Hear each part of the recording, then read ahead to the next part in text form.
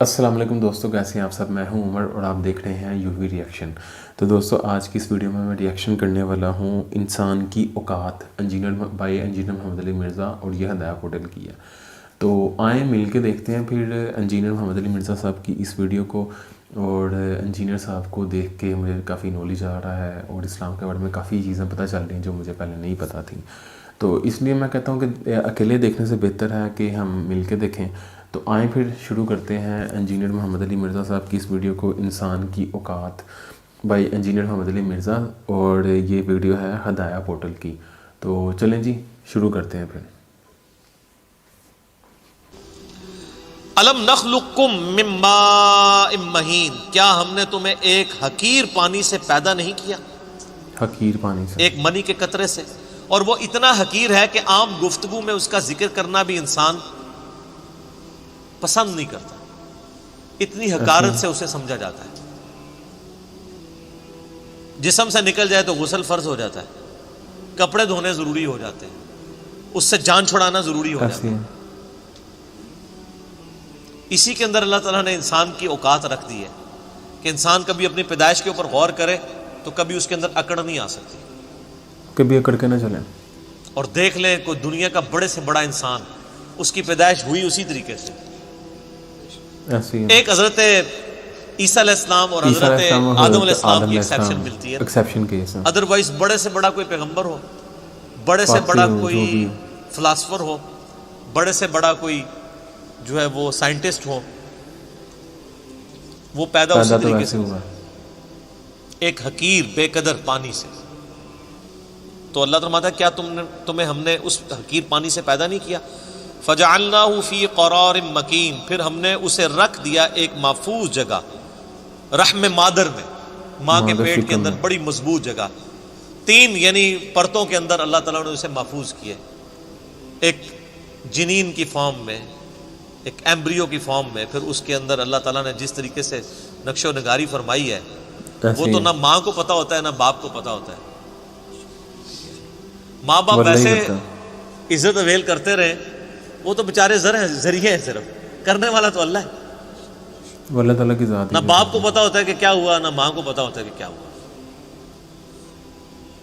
الی قدر معلوم، ایک معین مدت تک کے لیے، فقدرنا، تو ہم نے ایک اندازہ ٹھہرایا، فنعم القادرون، تو کتنے ہی بہتر ہم اندازہ ٹھہرانے والے ہیں۔ ویل یومئذ للمکذبین، لیکن یاد رکھنا یہ جو ہم نے پیدا کیا اور دنیا میں بھیج دیا، یہ اسی طریقے سے تمہیں چھوڑ نہیں دیا، ہاں اس کے پیچھے کی مقصد ہے، سیریس کریشن ہو تم اللہ کی، اس نے تمہیں کسی مقصد کے لیے پیدا کیا ہے، اور اس میں قیامت مضمر ایسی جملے میں کہ ویل یومئذ للمکذبین، اب جو پھر رب کو ریسپانس نہیں کرے گا اس کے لیے تباہ و بربادی ہے قیامت والے دن۔ تو یہ اللہ تعالیٰ نے ایک انسان کو اس کی اوقات یاد کروائی ہے کہ تیری کوئی حیثیت نہیں تھی، ایسے اللہ تعالیٰ نے تجھے انسان کی ایک کیا بے اوقات ہے، قدر پانی سے پیدا کیا،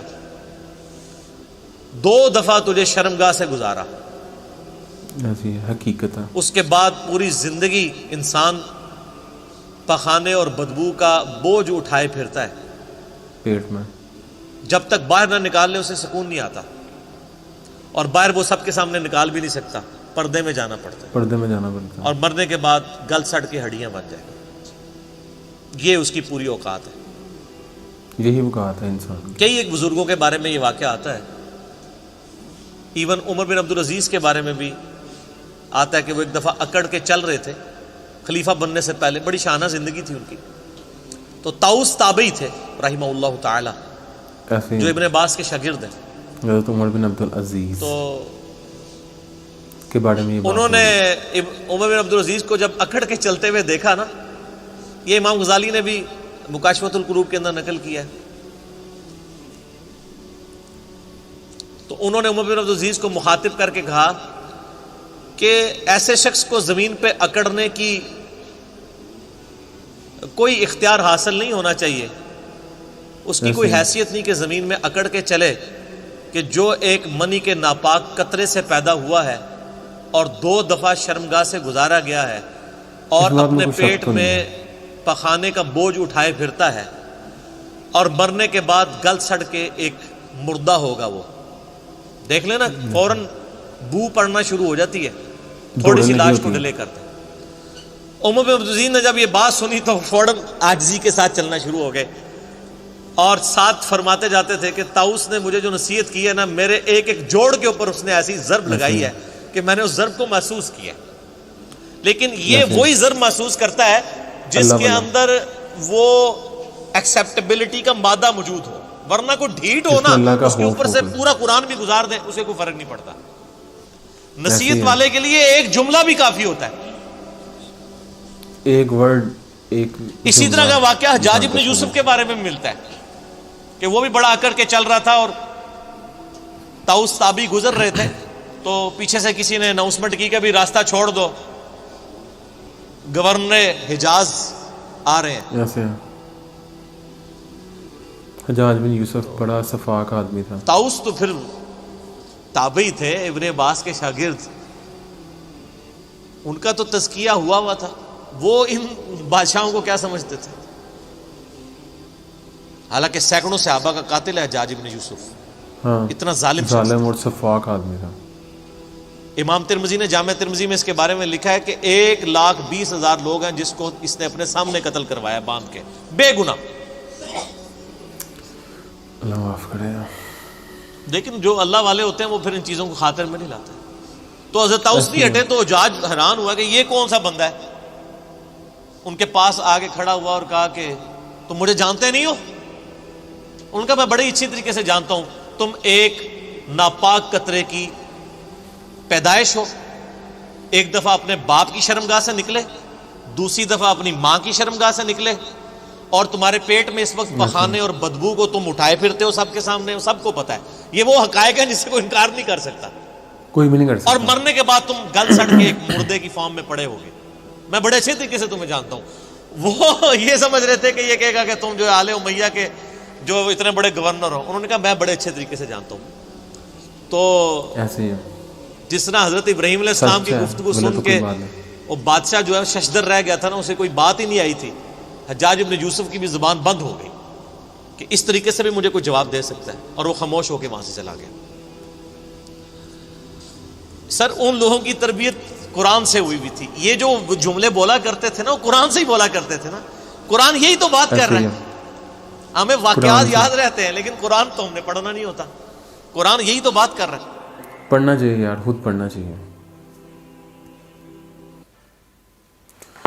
اچھا جی, تو ہمیں ریئیکشن کیا انجینئر محمد علی مرزا صاحب کی اس ویڈیو کے اوپر جس کا ٹائٹل تھا انسان کی اوقات قرآن پاک کی روشنی میں. اس کے علاوہ اس میں بات کی گئی کہ انسان جو سا ہے کہ وہ جیسے کہ انہوں نے بات کی, اس کے بارے میں ڈیٹیل بات نہیں کر سکتا. یہ ہے کہ جیسے ہی انسان مر جاتا ہے تو ظاہری بات ہے دوڑیں لگی ہوتی ہیں, اور وہ جو آپ کے بغیر رہ نہیں پا رہے ہوتے وہی لوگ ہوتے ہیں جنہوں نے دوڑیں لگائی ہوتی ہیں کہ ان کو جلدی سے لے جاؤ, اس کو جا کے دفنا دو, ایسے کر دو ویسے کر دو. اور عموماً اگر آپ کبھی دیکھو نا کہ اگر کبھی جنازہ پڑھنے کا اتفاق ہو, اللہ ویسے اس ٹائم سے بچائے, پر یہ ہے کہ کل نفس ذائقۃ الموت, ہر انسان جاندار چیز نے موت کا مزہ چکھنا ہے. تو آپ اگر جنازے کو پکڑنا چاہو نا, پیدل تو نہیں پکڑا جاتا, بہت سپیڈ ہوتی ہے اس کی. تو اس بارے میں جو ہے وہ بات یہی کر رہے تھے کہ اس کے بعد پھر انہوں نے حجاج بن یوسف کی بات کی, پھر طاؤس تابعی کی بات کی کہ انہوں نے جیسے اس کے بعد حضرت عمر بن عبدالعزیز کے بارے میں بات کی, اور ان کے بارے میں ان کا دور حکومت بھی بہت اچھا گزرا ہوا ہے. اور یہ جو سے حضرت عمر بن عبدالعزیز کے اوپر بھی ان کا شاید کوئی کلپ ریکارڈ ہے میری نظر سے گزرا تھا, تو آنے والے دنوں میں انشاءاللہ اس کے اوپر بھی کریں گے. اس کے بعد طاؤس تابعی کا تو مجھے آئیڈیا نہیں ہے, اسی ویڈیو میں بات ہوئی تو تھوڑا بہت ان کے بارے میں پتہ چلا. اور باقی حجاج بن یوسف جو سا ہے وہ سننے میں آتا ہے کہ یہ بہت ہی ظالم انسان تھا.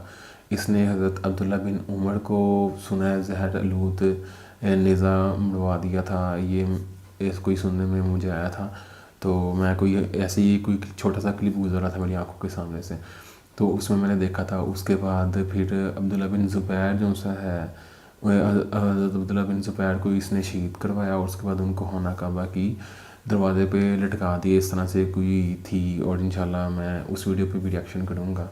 تو یہ چھوٹے چھوٹے کلپس جو سے یہ شارٹ ہوتے ہیں نا جو یوٹیوب کے شارٹس, اس میں دیکھ رہا تھا, میری آنکھوں سے گزر رہے تھے.